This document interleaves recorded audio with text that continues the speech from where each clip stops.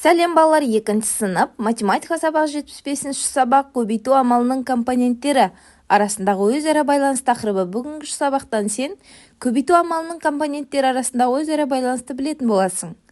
Бірінші А тапсырмасы.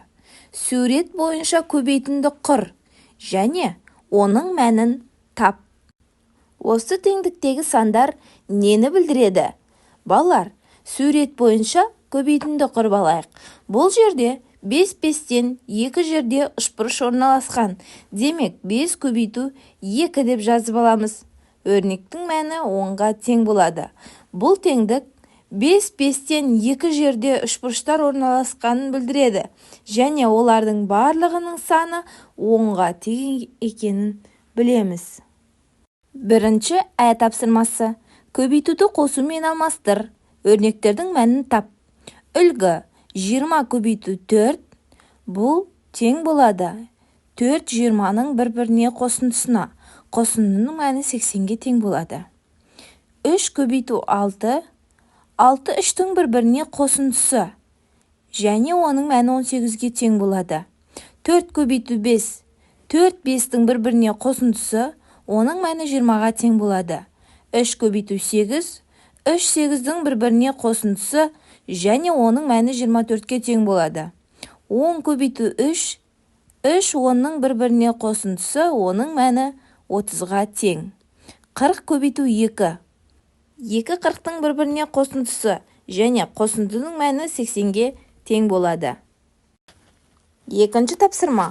Әр бағандағы бірінші теңдіктің мәнін қолдана отырып, екінші теңдіктің мәнін тап. Бірінші бағандағы бірінші теңдікке назар аударайық. 8 көбейтілген 2 өрнегінің мәні 16-ға тең болса, 8 көбейтілген 3 өрнегінің мәні қаншаға тең болады? Бірінші теңдікте 8 2 рет кездескен жағдайда өрнектің мәні 16-ға тең болды. Ал екінші теңдікте 8 3 рет кездескен жағдайда өрнектің мәні қаншаға тең болуын табу үшін бірінші теңдіктің мәніне тағы бір 8-ді қоссақ, екінші теңдіктің мәні келіп шығады.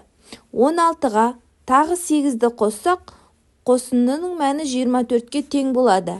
Демек, 8-ді 3-ке көбейткенде өрнектің мәні 24-ке тең болады екен. Сол сияқты 3-ті 6-ға көбейткенде өрнектің мәні 18-ге тең болса, 3-ті 7-ге көбейткенде өрнектің мәні 21-ге тең болады. 6-ны 5-ке көбейткенде өрнектің мәні 30-ға тең болса, 6-ны 6-ға көбейткенде өрнектің мәні 36-ға тең болады. Үшінші тапсырма. Теңдікті оқы. 4 пен 2-ның көбейтіндісінің мәні 8-ге тең.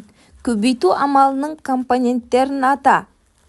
4 пен 2 көбейткіштер. Ал 8 көбейтіндінің мәні. 8-ші А тапсырма. Көбейтіндінің мәні 8-ді бірінші көбейткіш 4-ке бөл.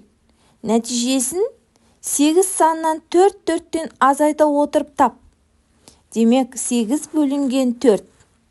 Және 8-ден азайтылған 4 азайтылған 4. Тең 0-ге. Демек, 8-ді 4-ке бөлгенде өрнектің мәні 2-ге тең болады екен. 8-ші А тапсырмасы.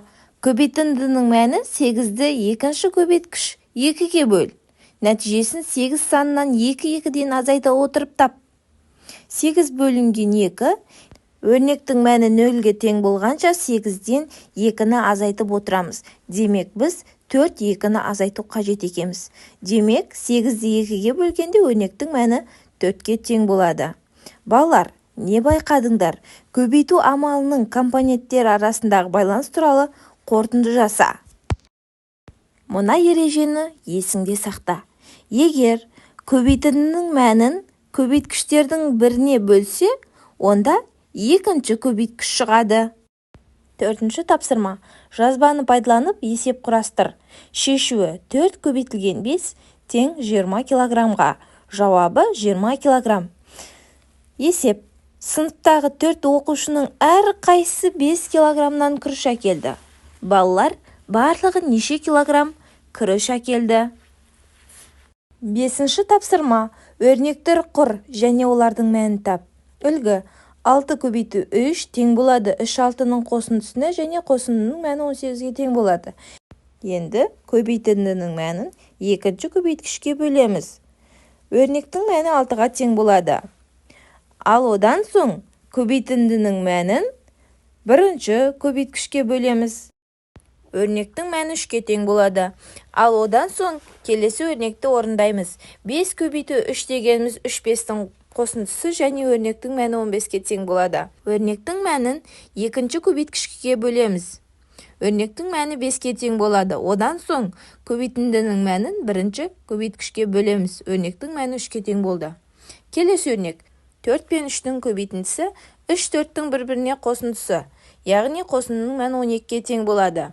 Ал енді 12-ні екінші көбейткішке бөлеміз. Өрнектің мәні 4-ке тең болды. Одан соң 12-ні 4-ке бөлеміз. Өрнектің мәні 3-ке тең болады. 6-шы тапсырма. Есептемей-ақ салыстыр. 3 пен 7-нің көбейтіндісі 7 мен 3-тің көбейтіндісіне тең. 6 мен 3-тің көбейтіндісі 6 мен 5-нің көбейтіндісінен кішкентай. 8 пен 3-тің көбейтіндісі 8 пен 2-нің көбейтіндісінен көп. 3 пен 5-нің көбейтіндісі 3 пен 4-тің көбейтіндісінен көп болады. 7-ші тапсырма. Амалдарды орында. 5 метр 6 дециметр мен 8 метр 9 дециметрдің қосындысын табу үшін метрлерді метрге, дециметрлерді дециметрлерге қосамыз.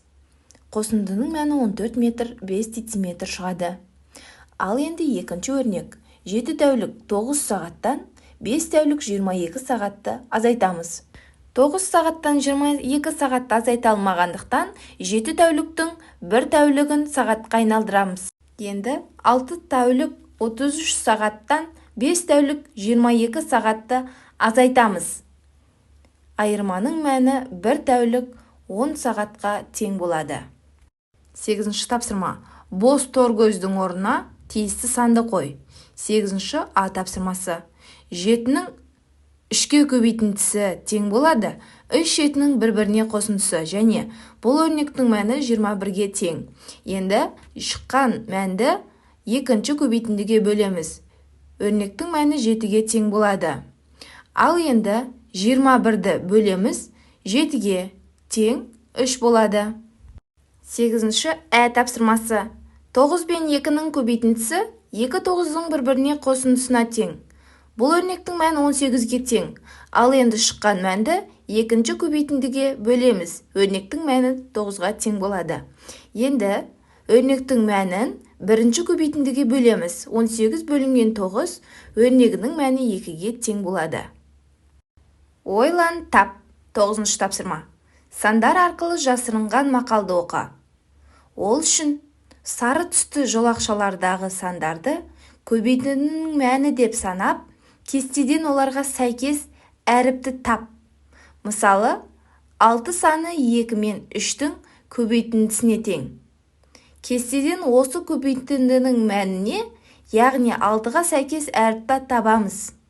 Ол Е әрпі. Ал енді 2 саны шығатындай, кестеден 2 мен 1 сандарын сәйкестендіреміз. Бізде ың әрпі шығады. Осылайша сандарды сәйкестендіреміз. Бізде еңбек бәрін жеңбек мақалы шықты. Жарайсыңдар балалар, өте жақсы. Бүгінгі сабақ түсінікті болса, видеоға лайк басыңдар және осы каналға тіркеліп алыңдар.